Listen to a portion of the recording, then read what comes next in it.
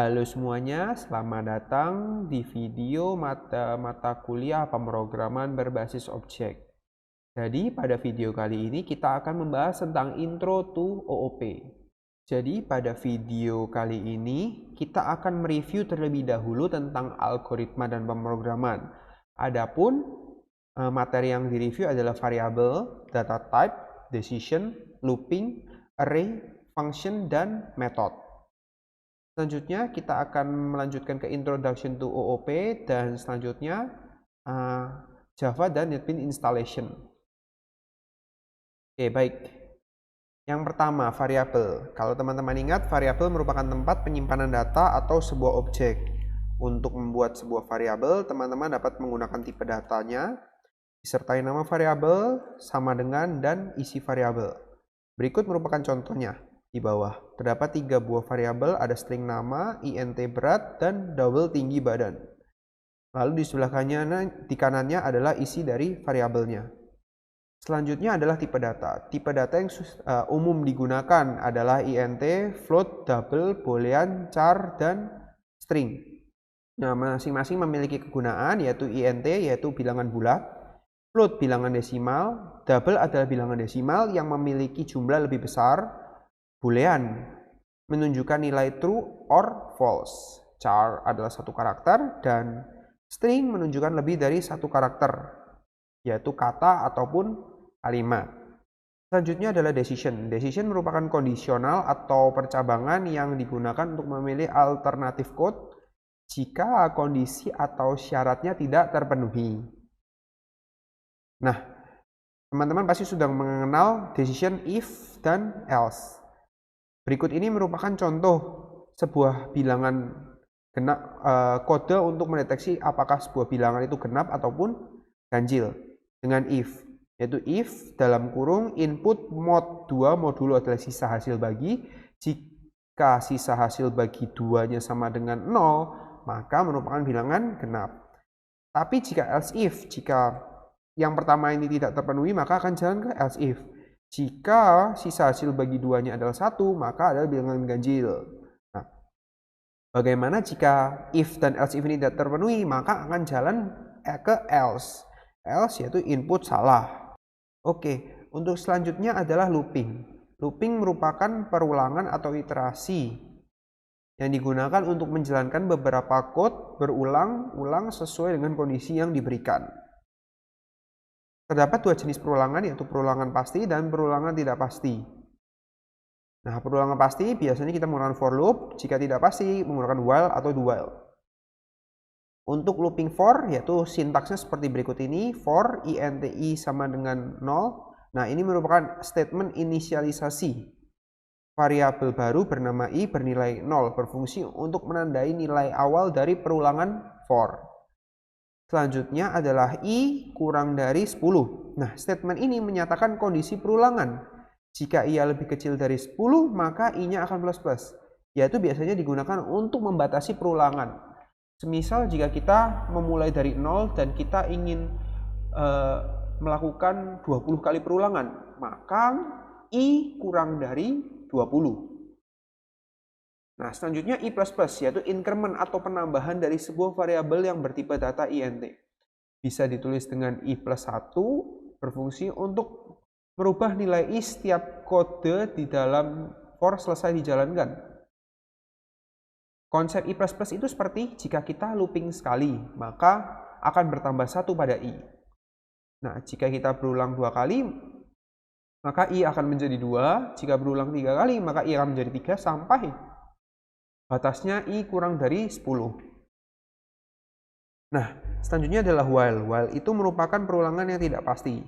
Mengapa tidak pasti? Kenapa? Karena kalau teman-teman lihat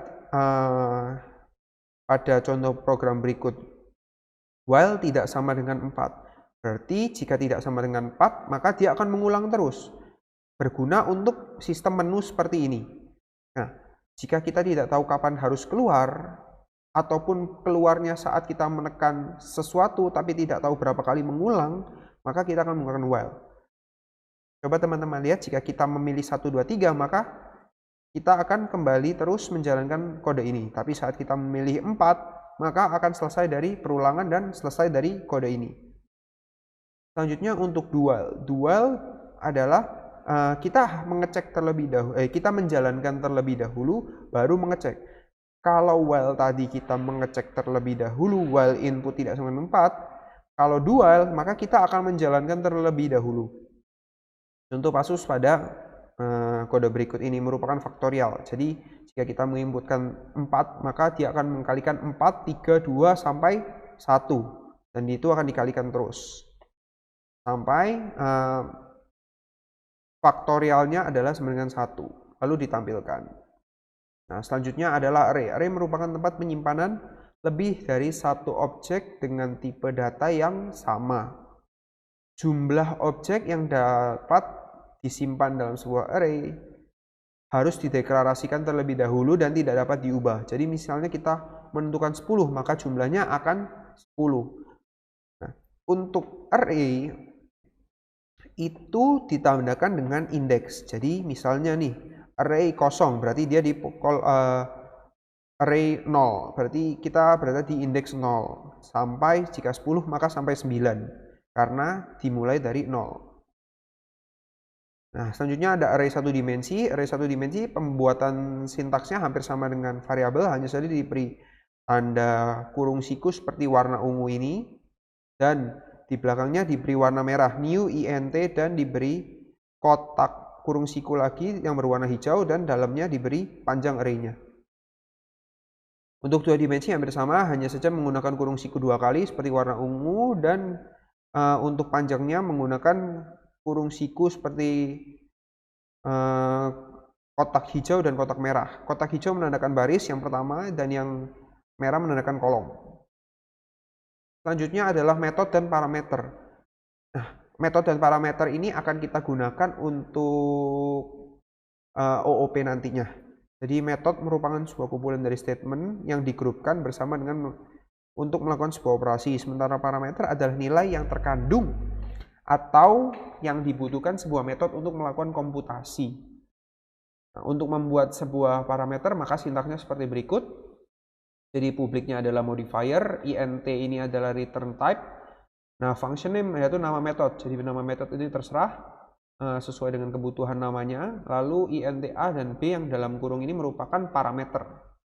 Selanjutnya jika kita menggunakan public int, maka kita perlu mereturn tipe data yang sama dengan int tersebut. Jadi misalnya setelah kita menghitung hasil ini, maka kita harus mengembalikan nilai int. Tapi jika tidak, kita dapat menggunakan void, maka tidak perlu return. Nah, ini contoh untuk mengambil nilai terkecil dari salah satu variabel. Nah, teman-teman dapat melihat bahwa int a 11, int b 6. Nah, int c akan memanggil fungsi min function dengan parameter A dan B. Nah, nanti kemudian dipassing ke function di bawahnya, min function. Teman-teman dapat melihat bahwa parameter ini memiliki nama yang berbeda dengan yang di saat memanggil. Tidak apa-apa. Yang penting adalah posisi urutan. Jika misalnya ini A dan B, maka ini juga N1 merupakan A dan N2 merupakan B. Nah, selanjutnya akan dicek apakah N1 lebih besar ataupun lebih kecil. Jika N2 lebih kecil, maka min akan mengambil nilai N2 dan dikembalikan.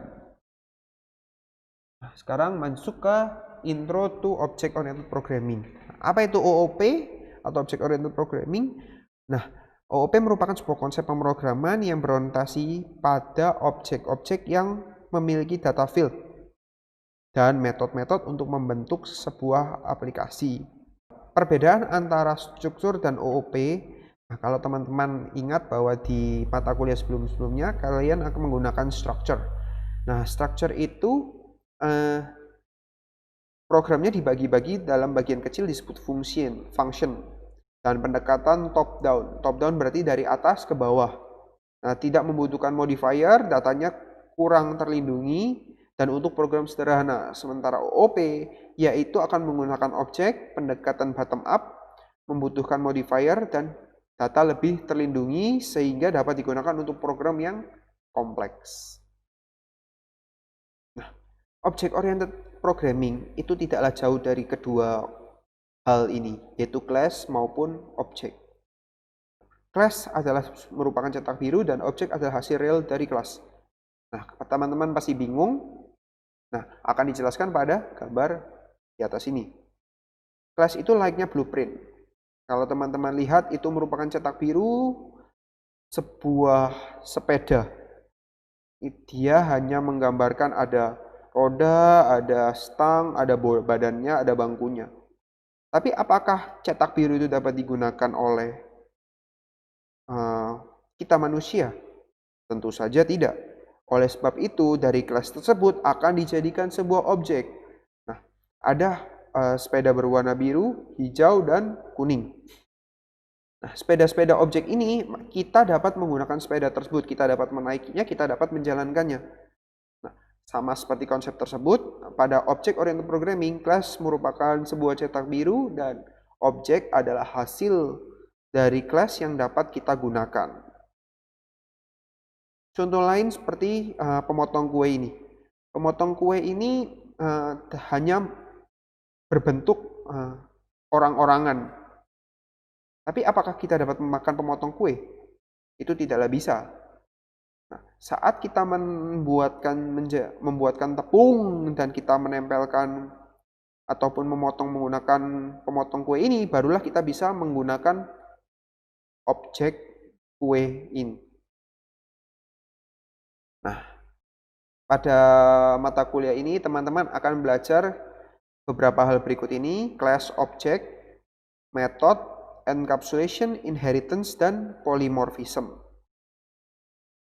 Oke, baik. Jadi untuk mata kuliah ini teman-teman akan menggunakan bahasa pemrograman Java dan IDE-nya yaitu NetBeans. Teman-teman dapat menggunakan Java versi 8 dan NetBeans versi 8 karena itu merupakan stable. Tapi jika teman-teman mau menggunakan versi yang lain, boleh. Tapi yang disarankan hanya versi 8 dan teman-teman dapat mendownloadnya pada link berikut ini.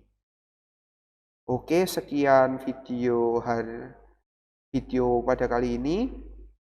Teman-teman dapat mengakses mata kuliah ini di elearn.uc.ac.id. Sekian video hari ini, terima kasih.